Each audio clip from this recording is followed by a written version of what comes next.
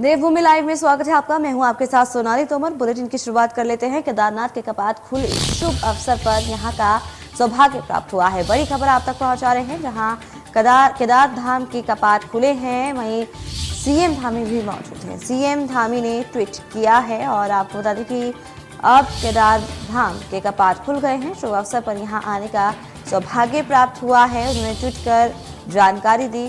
श्रद्धालु की लंबी कतारें लगी रहीं।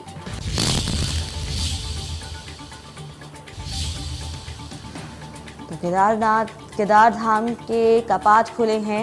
उन्होंने ट्वीट भी किया है। सीएम पुष्कर सिंह धामी ने ट्वीट करते हुए जानकारी दी है। शुभ अवसर पर यहां आने का सौभाग्य प्राप्त हुआ और ट्वीट भी आपको उनका दिखा रहे हैं, जहां उन्होंने बताया है, पूरी जानकारी बताई है।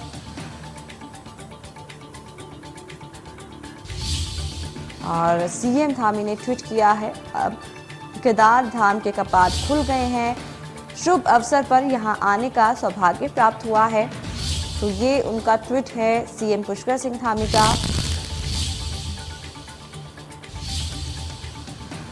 बड़ी खबर, जहां केदार धाम के कपाट खुले।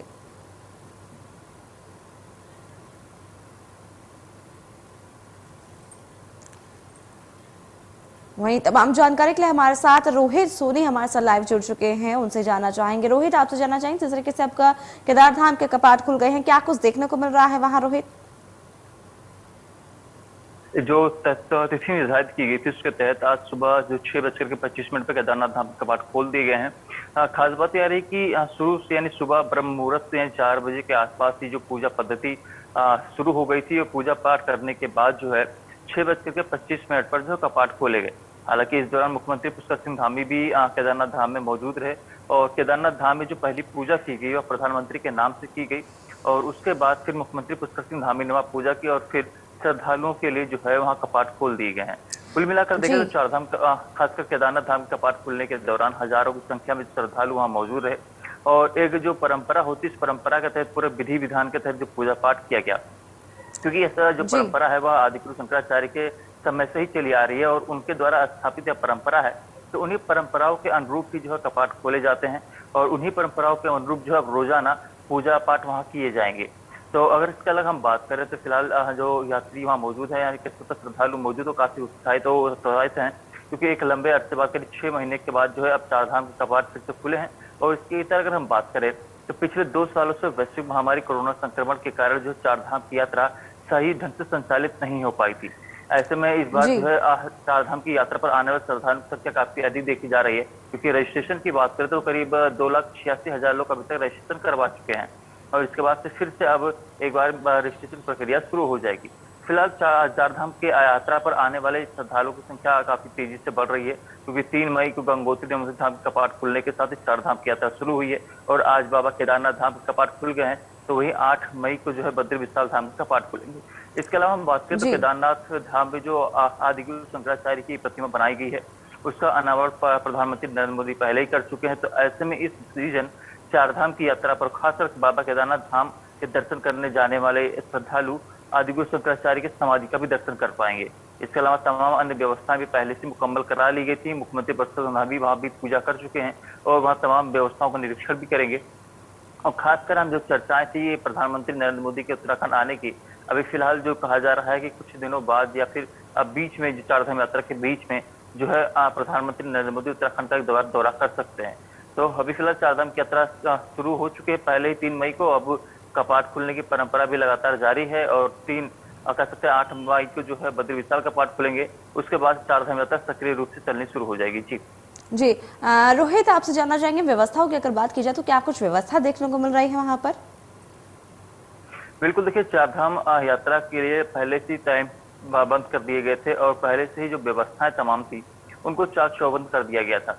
इसी क्रम में हम बात करें तो कुछ दिनों पहले भी जो मुख्य सचिव हैं एस एस संधू वहां भी बाबा केदारनाथ धाम के दर पर पहुंचे थे और वहां की व्यवस्थाओं का उन्होंने जायजा लिया था।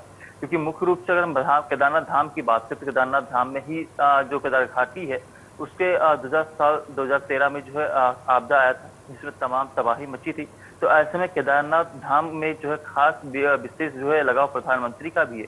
तो ऐसे में उसको पुनर्निर्माण के जो कार्य हैं वो काफी तेज गति से किए जा रहे हैं। इसके अतिरिक्त बात करें तो पहले चरण का कार्य पूरा हो चुका है, दूसरे चरण का कार्य जो है जारी है।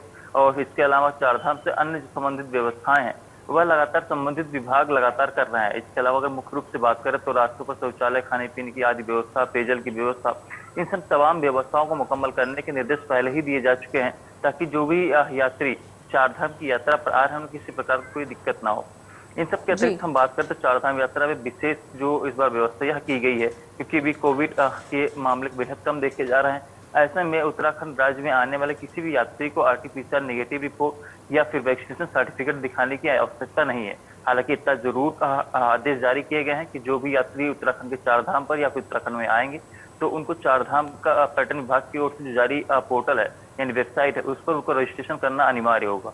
इसके तरह उन्हें कोई भी काम नहीं करना, किसी भी चेक पोस्ट पर कोई कुछ भी दिखाने की जरूरत नहीं है। हालांकि पुलिस की जिम्मेदारी है, कोई व्यक्ति संदिग्ध रूप से जा रहा है या संदिग्ध पाया जाता है तो उसका चेकिंग वो जरूर कर सकते हैं। लेकिन फिलहाल सभी चेक पोस्टों से यात्रियों और श्रद्धालुओं को जो है यहाँ छूट दे दी गई है कि वह आसानी से चारधाम की यात्रा और उत्तराखंड का पर्यटक के रूप में उत्तराखंड घूम सकते हैं। फिलहाल इन तमाम व्यवस्थाओं को पहले मुकम्मल किया जा चुका है और अब चारधाम की यात्रा 3 मई से शुरू हो चुकी है और 8 मई को फिर बद्री विशाल धाम का कपाट जी जी रोहित आपसे जानना चाहेंगे। रोहित, जिस तरीके से ये भी कहा जा रहा है कि चारधाम यात्रा अब शुरू हो गई है, कपाट खुल गए हैं और भक्तों का तांता लगा हुआ है, वहीं ये भी कहा जा रहा है कि एक तय संख्या रखी गई है इसको लेकर, इस पर क्या अपडेट है आपके पास?